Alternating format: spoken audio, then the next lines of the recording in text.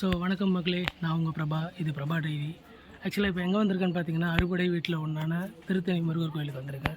எப்போயுமே மாலை போட்டிருக்கும் போது இங்கே ஒரு வாட்டி வருவேன். தைப்பூச தண்ணிக்கு கரெக்டாக டேரெக்டாக பழனியில் போய்ட்டு ஆண்டவரை பார்க்குறது இதுதான் என்னோடய வழக்கமாக இருக்குது. வழக்கம் போல் பழனிக்கு போகிறதுக்கு ஒரு 10 நாள் முன்னாடி திருத்தணி வந்துட்டு போகிறது வழக்கமாக இருக்குது. ஸோ அதுக்கு தான் இங்கே வந்திருக்கேன்.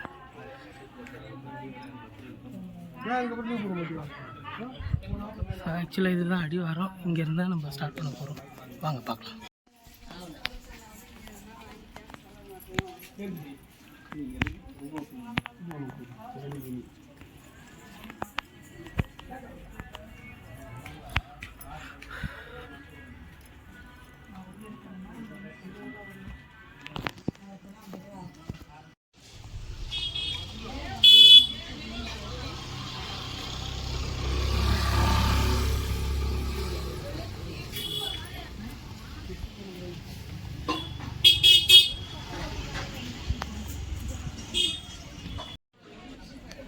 ஆக்சுவலாக இந்த திருத்தணி மலையில் பார்த்திங்கன்னா 3 பாதை இருக்குது. இப்போ நாம் போகிற பாதை பார்த்திங்கன்னா 365 படிகள் கொண்ட ஒரு பாதை. இந்த அறுபடை வீட்டில் இந்த திருத்தணிக்கு என்ன ஒரு ஸ்பெஷல்னால், மற்ற கோவிலெல்லாம் சூரசம்ஹாரம் கொண்டாடுவாங்க, நடக்கும். பழனி திருச்செந்தூர்லலாம் கிராண்டாக நடக்கும். ஸோ இங்கே வந்து பார்த்திங்கன்னா அது நடக்காது. பூ போட்டு முருகரை தணிப்பாங்க. ஏன்னு கேட்டிங்கன்னா, முருகர் வந்து வதம் பண்ணிவிட்டு வந்து தணிஞ்ச இடம் தான் இந்த தணிகை. அதனால தான் இந்த மலைக்கு பேர் தணிகை மலைன்ற ஒரு பேர் வேறு கிடச்சிது. ஸோ இந்த ஒரு கோயிலில் மட்டும் சூரசம்சாரம் நடக்காது. மாறாக பூ போட்டு ஆண்டவரை தணிப்பாங்க. ஐ மீன் எப்படி சொல்கிறது, அமைதிப்படுத்துவாங்க அப்படின்ற மாதிரி வச்சுக்கலாமே. ஸோ அதுதான் இங்கே நடக்கும். அந்த ஒரு சிறப்பு இருக்குது இந்த கோயிலுக்கு. முருகர் வந்து அசனோட வதம் பண்ணிவிட்டு டேரெக்டாக இங்கே தான் வந்து தணிஞ்சார், அதனோட கோவத்தை தணிச்சார் அப்படின்ற ஒரு இது இருக்குது அப்படின்னு சொல்லப்படுது. ஓகே, ஸோ நாம் போகிற பாதை வந்து 365 படிகள் கொண்டது. 365 நாட்கள் அப்படின்ற மாதிரி ஒரு கால்குலேஷனில் இருக்குன்ற மாதிரி சொல்கிறாங்க பல பேர். இது எந்தளவுக்கு எப்படின்னு தெரியல. 2 பாதையில் பார்த்திங்கன்னா நான் அடிக்கடி போகிறது. நான் மோஸ்ட் ஆஃப் இந்த பாதை தான் யூஸ் பண்ணுவேன். இதுதான் நல்லாயிருக்கும் நிறைய கடைங்களோட. சரி வாங்க மேற்கொண்டு பார்ப்போம்.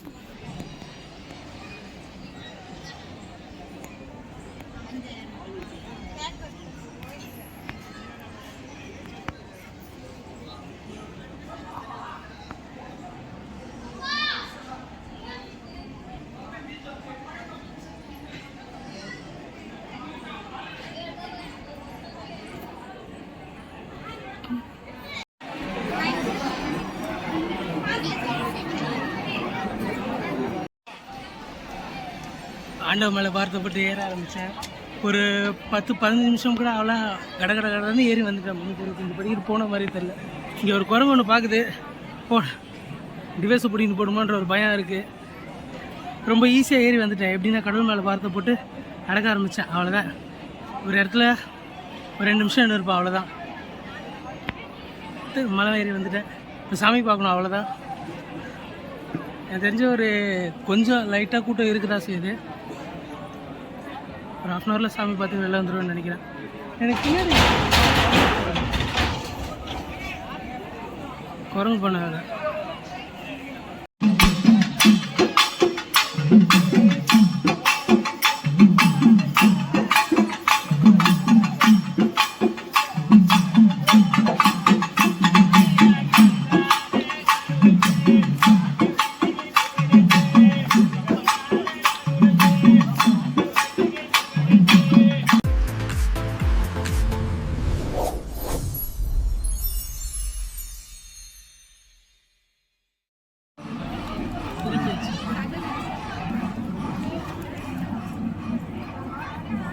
எந்த கோயிலுக்கு வந்தாலும் பிரசாதம் சாப்பிடணும்.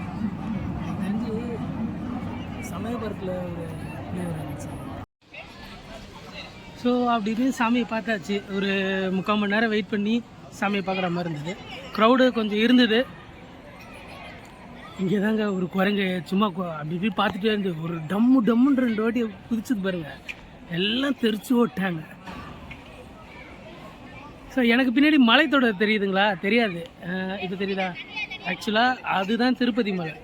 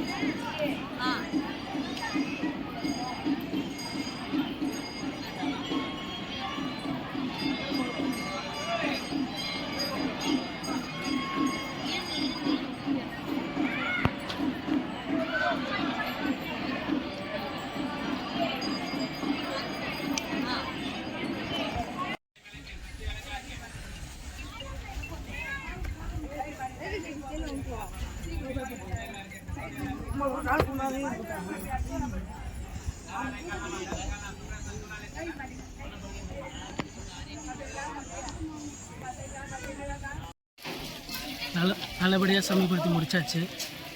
கீழே இறங்கி வந்துட்டேன். நான் வந்து பார்த்தீங்கன்னா ட்ரெயின் மூலயமா திருப்பி சென்னை போகிறேன்.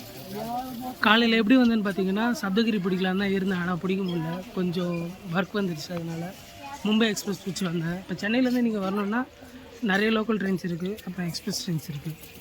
ஸோ நிறைய ஃபெசிலிட்டிஸ் இருக்குது. கண்டிப்பாக ஒரு நீங்கள் வரணும். தேங்க்யூ, பாய்.